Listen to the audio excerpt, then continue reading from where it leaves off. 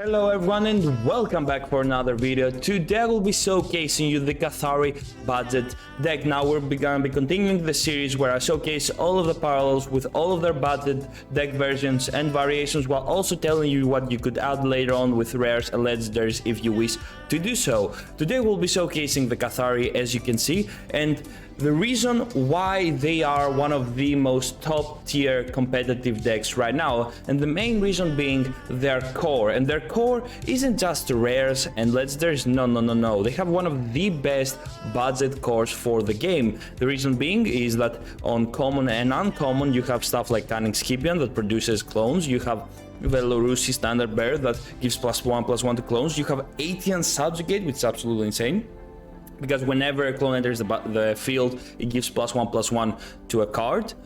You also have Sing Triple, which creates 3 1/1 defenders. You have absolutely a mad amount of great cards. You also have Beacon of Gneus, Rusing Signum, and even Tome of ATO. All of these cards are some of the best Kathari cards that you utilize on the top tier super competitive decks where you utilize legendaries and rares, and I will be showcasing you in the game why that is, and at the end of the video you'll have a deck tech breakdown. Alright, on to our first game. We're playing versus a Diamond player. Oh my god, I love playing budget decks in Ranked. It's the most difficult thing to do, but I got my glasses on. It's the first video after my big vacation. I think we can do this. I mean, I just need to not play horribly and to win. Smart. Alright, horrible, but not really. God damn. I'm very afraid if they get their perfect start, you know. But what if we get our perfect start? Can we keep 180 and Subjugate and we roll into pretty bad? Wow, that's really bad. That's really bad, brother. Alright, we bank Krubos and we'll create a 1/1 iterant, because the passive of Skibus is that when you bank a unit, you create a 1/1. Unfortunately, we don't have a turn 1 play. Our turn 2 play is not that good either, because Vengeful Ally is very useful when you have a lot of units in the onto your board. Fortunately enough, they didn't have a their turn 1 combo, which is good for us. We'll attack them head first. I'm actually gonna bank. Damn, this is a very difficult bank, because genetic correction is what destroys their big unit for us. Of course, Alien Subjugate is our go-to turn 3. Vengeful Ally is just a great to have in turn 2. There's no reason not to play it. So it's either Beacon of Gneus or Sing Triple.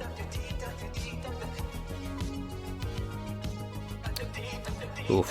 I think it's Beacon of Gneus, because Sing Triple is so good turn 4 after turn 3 and Subjugate that you just can't give it up. Okay, PS8 Launcher is not good, but it's not completely useless. At least we can bank it for free. Alright. They do get a Mizra Loyalist, which is not good for us. However, we do have genetic correction for that specific reason. That reason being that we use the Mizra Loyalist. Alright, so genetic correction says transform target enemy unit into a copy of target friendly unit. So we will target Mizra Loyalist and make it into a 1/1 iterant, and then we'll kill them so they have no board state. We only lose something we can recreate next turn very easily, and we get our Vengeful Ally into a 2/3 state, get them to 27 HP, and carry on. So unfortunately we weren't able to play Alien Subjugate. However, we can now auto-trigger it next turn. What I mean about auto-triggering it is that we will play Alien Subjugate and then bank a unit to get a clone, so we can immediately buff it. And that is the perfect play. Okay, showcase that very beautifully here. Boom, Alien Subjugate into the Enduring Immunus bank. Get that in. and then we're gonna buff the 8 and subjugate itself. We're gonna kill their cunning diplomat. I'll keep the PS8 launcher in the back. We'll draw a card and we'll go into the next turn. Now, here's where things get difficult. Earthen run a card called Virulent Force, which gives all units on the battlefield decay. Decay says deal 1 damage to myself and my adjacent units. So they can board wipe us, which means kill all of our units very, very easily.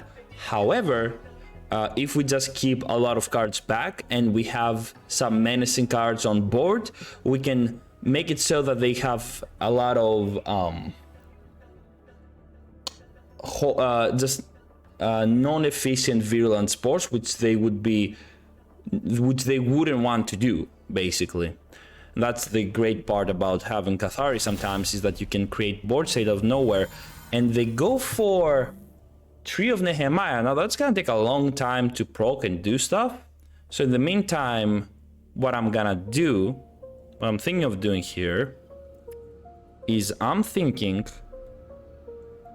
do I rush to deal as much damage as possible to them, or do I keep stuff back? I feel like we rush to deal as much damage as possible.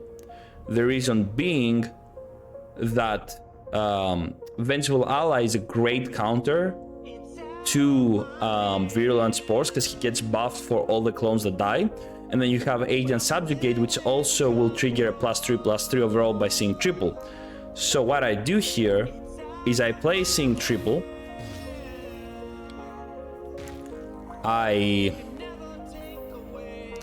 buff Vengeful Ally once, and then give the 2 other buffs to ATN Subjugate itself.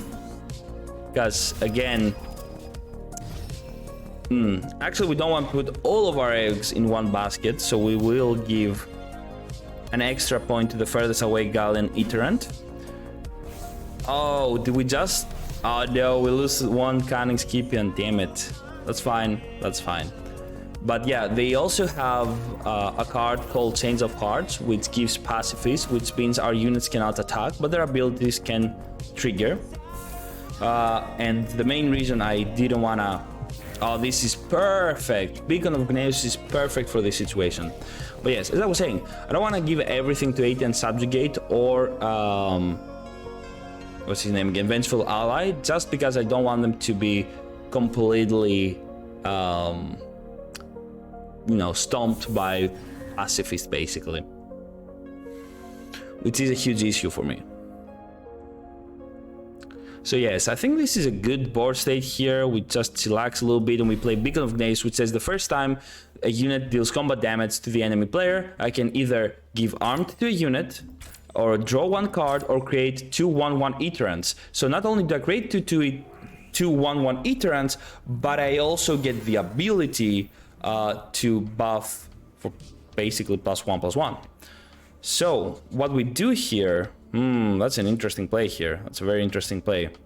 What I'm gonna do here is actually I'm gonna play Tome of ATO, which is super useful versus Earthen in general, because it says if it has 5 counters, so it gets 1 counter when you waste a clone. It says if it has 5 counters, it creates 1 Kathari Iterant. If it has 10, it creates 2, and if it has 20, it creates 3. So it's super useful overall. Then you play Beacon of Gneus, as we talked about, and then we just kill pretty much everything onto our friend here, Jonah, until our Vengeful Ally can just one-shot Jonah, which is next turn actually. So we kill 3 of our units, we kill Jonah here, boom. We only lose 3 HP, which doesn't really matter. Then we deal 4 to their face, and then we create... Do we create Iterants or draw a card? It's very interesting here. I feel like we create Iterants because I think board state here to rust them and kill them is the most important part of the game. I'm gonna give extra damage to this Galleon Iterant, as it will be hitting face and we'll get them to 11 HP. So we're very close to victory. The only true ways to stop me here would be... We're definitely gonna to bank the Immunus, create one more Skibian. Actually, I forgot, bro. Okay, that was my mistake. I should have actually banked and created the Skibian. I lost 1 damage. That's my mistake. I talk too much. I need to talk for the video, go through all of my moves, and sometimes can't hyper focus on it because I'm focusing on talking and what I'm saying. So apologies for the 1 mini mistake, the 1 damage mistake. 1 damage does matter to the game, as we have showcased in many games. But it's fine. Yeah, if we're able to win versus a diamond player as a budget deck, that's a showcase of how good it is, how good the Kathari core is, in all honesty. Oh boy. Wow. There's no way they have a dead turn. There's no way they have a dead turn. What is going on with their hands, bro? There is no way this is a dead turn for them. Hold up. Did they just give me a full-on win? Does it really matter? So weird.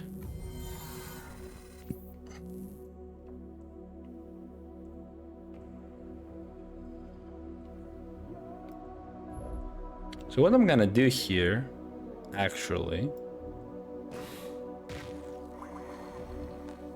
is I'm just gonna one-shot Gafar. Basically. Because Gafar says that if you defend versus him, if he defends, he makes things pacifist, but if you attack Gafar, then he can make things into pacifist. We need to find a way to go through this, because they have double defender, which is annoying. I think I can do something interesting here, actually. I might be able to kill him, so look at this. So we attack Gafar with a 4-5. Let's see how he takes it. Let's see if he takes the bait or not. Because if we attack him... Alright, so... They just give us the victory immediately, which is good, actually. Okay, let's go. That's good. Create the Iterants, and we win, right? Yeah, we win. Because we have 5 damage, and then I can create 3 more. Boom. Bro, Kathari, like, they didn't play any of their cards, which was very weird to me, but even if they played a lot of them, even though we lost all of our Skipians, which is absolutely funny, we had so much value on the board state, I just don't think they could have went through to us. But yeah, I am super happy to be able to showcase budget Kathari, how good they are, and if you're not in the higher elos of Platinum or Diamond, you can utilize their unbelievably powerful core and the budget deck to climb to at least Platinum, like at least Platinum for sure. In my mind, there's no way that you cannot go through ranks with it. And there we go, got the first win. I'll see you all on game number 2. Alright, on to the next game. I mean, playing versus silver player, that's a lot closer to what you would want to play versus as a budget deck. And I mean this with no disrespect to people that are playing budget decks, but if there are decks that are more than not, or should be used more than not in lower ranks, just because they don't have the power of the very... they don't have the power that the... higher tier decks have, basically, and you wouldn't want to put yourself into a hindrance if you didn't have to, or a worse situation.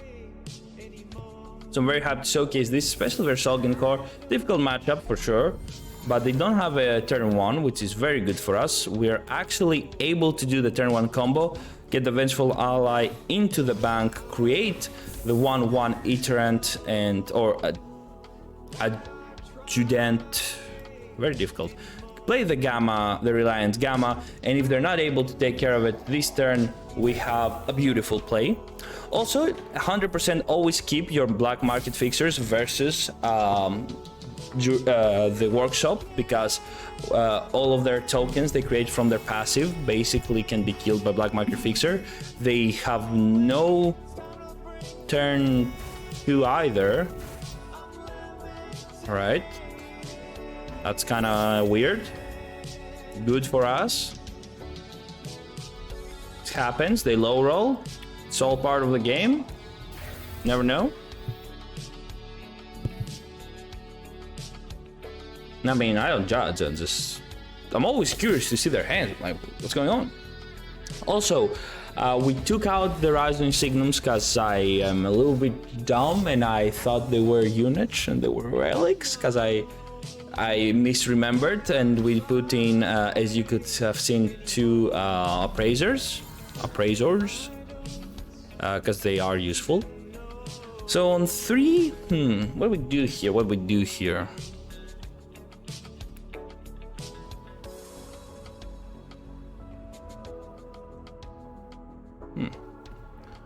What I will do here actually is I'm gonna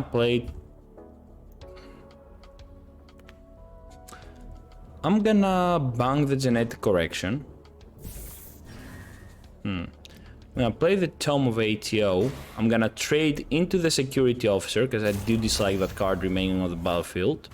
We're gonna get one of the first 5 stacks we need for Tome of ATO to create an Eternant each turn. We're gonna hit them for 1 in the face, and that's all she wrote for turn 3 actually, which is fine, because Squad Trader is gonna give us 2 extra cards, which is great. Then we can bank something different. But next turn, if we don't lose this Scipius adjacent or adjutant, I'm actually gonna hit face. I take it back. I have to kill this thing now. Do I have to kill it? I do have black market fixer to kill that. Oh, we'll have this. Okay. All right, we take it all back. How we're gonna play this specific round has changed immensely. What we're gonna do is we're gonna bank 1 Squad Traitor. We're gonna play the black market fixer. As I told you, we do need it specifically for this play, which is destroying Workshop's initial tokens. Then we're gonna trade into the 3-1. Armed only works if you're attacking, not if you're getting attacked. And that's our turn. I don't think we can do much of anything else here, but it was not a bad turn. It's a pretty good turn. It's a pretty good turn. They have no more pressure. They reset their stacks, and we're just working on the next thing actually. And if they don't have like another defender, we can finally start creating Iterants with Beacon of Gneus, and them using their whole turn to draw 2 cards while we can do this while summoning a unit is really good for us. So I feel really good here, man. I kind of feel like we have this in the bag. I feel like we are gonna be out pressuring them and out controlling them very easily. So, capitalize the most we can on this turn. I'm gonna play Beacon of Gneus immediately. I'm gonna hit their face for 3, summon 2 1/1s, and Enduring Immunus with Beloved Donor is a great play. But we need to create... I think we have to bank the Enduring Immunus here, create another clone, and go into the next turn. Yep, alright. Do you guys know that that Sing Triple used to be a master ability? I also forgot that in the previous game. Previous game I made a lot of mistakes. My brain still hasn't switched on all of the changes from the alpha and the gray box. So sometimes I get my wires crossed and I misremember a lot, and yeah, I'm not gonna show that game, but it was pretty sad. I played real bad. But it is what it is. Scrap Heap Salvager. I kind of want to take that out. Kill switch? Oh, wow, okay. I can take that out pretty easily though, which is weird to me. Oh, that's so good. Another beacon of Gneas. So usually I would be afraid of EMPs, but this is not the highest ELOs. You know, it's not like versus masters or diamond players. So don't believe people have like one EMP they keep.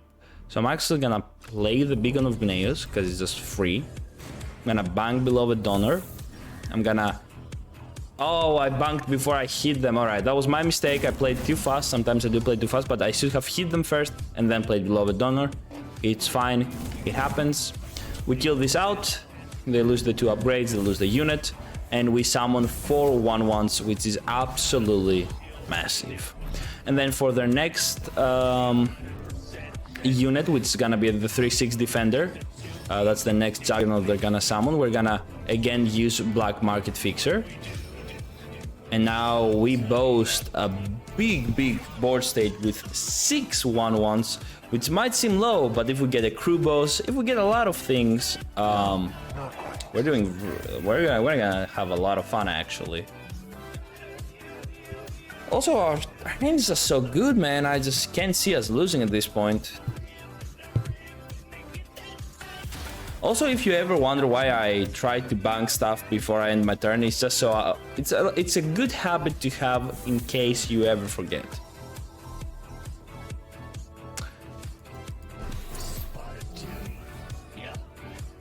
All right, weird. Okay, that's good for them.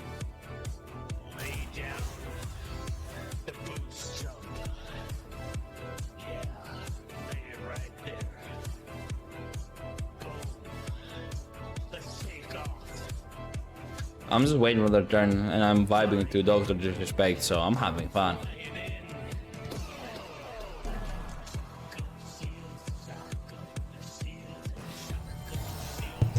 Bro, this is going exactly how I told you it's gonna go.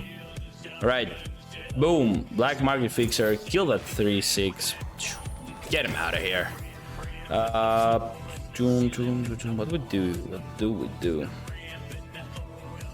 We definitely kill this 1/1 because it's very annoying, and I actually gonna kill the Mercenary Gunslinger as well. I don't want them to have that. I'm not gonna deal with the 2/3 because I feel like that's gonna be a waste of time. I don't know about this Mercenary Gunslinger hit. Still think about it. Maybe it's a bad, maybe it's a good move. Right, so we're gonna create Iterans with 1 for sure. And with the other one, I'm actually gonna... Should I draw a card? I'll draw a card actually, just to see what we have. Oh, that's really good. Alright. We're gonna keep the Scipions back.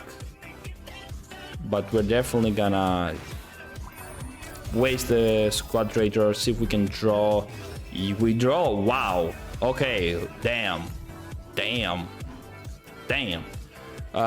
We're gonna bank the Reliant Gamma, get another clone down. And we also have the Artifact Appraiser. Is a 3/3, but we're gonna keep again that in the back because we have the board state. We don't need to really do anything here. We give the Scipions the back, we keep the Appraisers the back. If we play something next turn, it's gonna be 1 Sing triple. So we can have some defenders in case we need them. And that's it. Like we have this win the bag, I believe, or the bag, or the bank, or what? Oh man. Okay. Big boy. Big boy.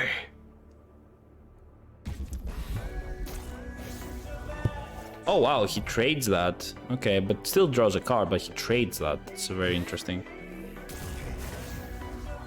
Okay. We're almost at 5 as well. See if we can get something interesting here.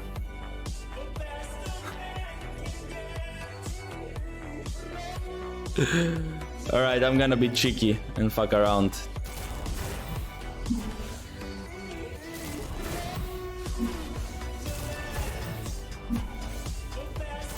This is legit the stupidest thing you can do, but I'm doing it.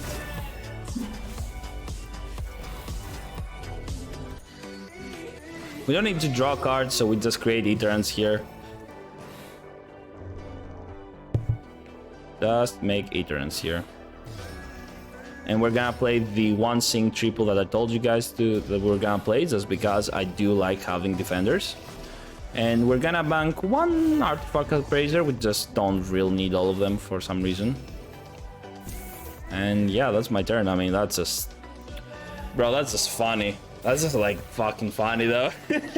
So have like these small little infinite clones just hitting your big old units. It's like pew, pew, pew. Oh, that's fucking funny. I love it. Alright. I do want to see where my opponent ends up doing. Okay, group boss. Gotcha. Got you, my guy.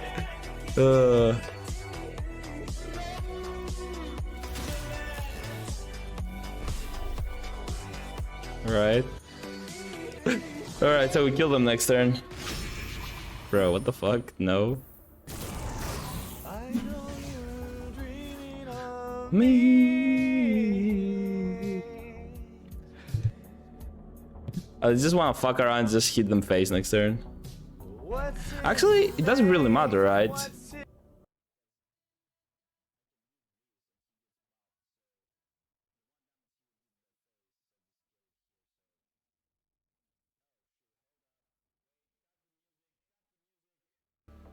Go back to Dr. Disrespect.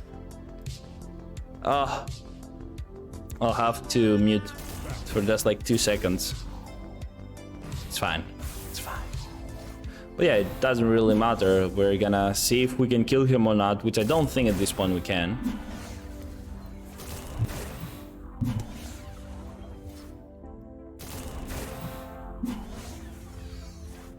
Wait. We had exact damage! Let's go exact lethal! Oh baby! Bro. Bro, who cares?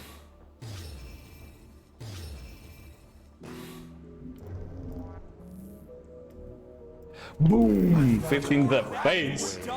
Bro, what's that vengeful ally? Let's go! Let's go! Alright, those were some amazing games we got to play with higher and lower elo, and I'm very happy I got to showcase this budget deck. I think it's really strong. For the deck breakdown, it's not gonna be too long, so let's just get into it. You have the turn 1 Reliant Gamma, where you just play it, he goes down, and then turn 2 he's a 2/2, and if he just survives for any odd random reason, he becomes very big very fast, or they feel pressured enough to take him out and let's turn a card out of them. For turn 1 you also though have PSA Launcher in case you need them to counter something, or we can utilize Tome of ATO. So we have a turn 1 Tome of ATO, and then turn 2 we can play Artifact Appraisers, which are completely gone from my eyes, and we can play Artifact Appraisers and get 1 energy 3/3 unit or units. So we have a lot of turn 1 plays that are very powerful. Now, as far as our turn 2 plays, we have many options yet again. We have Cunning Scipion in case we need him. We have Valerusi, Standard Bearer for some of the best starts out of us. Vengeful Ally is not that good as a turn 2 play, but he's viable if we truly need it. That goes for Natural Selection as well, but they're just not bad. You also might have a lot of turn 1 plays, or more turn 1 plays. Then we also have our beloved Donors and Enduring Immunus, which, as we said, they usually banked, but if they're not banked to create clones, they do have some usage here and there, but they're usually not that not your first choice. Your first choice is Alien Subjugate. Why is it Alien Subjugate? Well, Alien Subjugate, as we have seen, buffs all of our units and just snowballs as fast as possible as you can in this game. We also have Genetic Correction. Something is going really wrong in the early. Apart from that, on our turn 3, we also have Squad Traitor, as you can see over here, in case we want to draw some cards. And can you get... There we go. In case we want to draw cards, and we can utilize our passive with killing one of the clones to do that. And then on turn 4, we usually play something like Beacon of Gneus, which, as you can see in longer games or games that you aren't dying so fast, or you have some semblance of board control, they are super useful to get more clones, to get draw cards, or even use as armed. We have Seeing Triple as one of the most amazing cards in our deck, as it gives us the 3 defenders, which are unbelievable value. And then of course we have Black Market Fixer, and as we saw again versus the Olgan core deck, they are super powerful in their utility. And I think we also have Crew Boss as our highest end cards in case we do reach that point. They usually bank, but if not, we have too many of our clones, we can just play him and get so much damage. Quick intermission, because I forgot to tell you about legendaries and rares you can add to this deck as you go to make it more competitive. Of course, Nucleotic Synthesizer was one of the best rares to utilize in this deck, as it does work with 3 Artifact Appraisers. It falls down for 0, so you have a turn 1 3/3 and a 1/1, and it's absolutely immense. You also can utilize Drusian X-Rators, because it gives all your clones +2/+1, incredibly powerful. Voice of Europa, really strong as well, because it does create an extra Kathari iterant. Some people also utilize 1 or 2 Galleon Recombatants. It's not on your top priority list. First is Nuclear Synthesizer, second is Drusian X-Rator, third is Voice of Europa, and that is it. Did I miss anything? I believe not. So yeah, if you guys... Oops. Yeah, so if you guys want to know anything else about this deck, if you feel like I missed anything, please let me know, but those are the best if you want to take it to the next step to be more competitive. Now let's go to the outro. And I think that those are all of our cards. Yeah, I think this deck works very nicely. If you're new to the game and you have any questions, make sure to ask me in the comments down below. If not, make sure to like, subscribe, hit the notification bell, and I'll see you all on the next budget deck.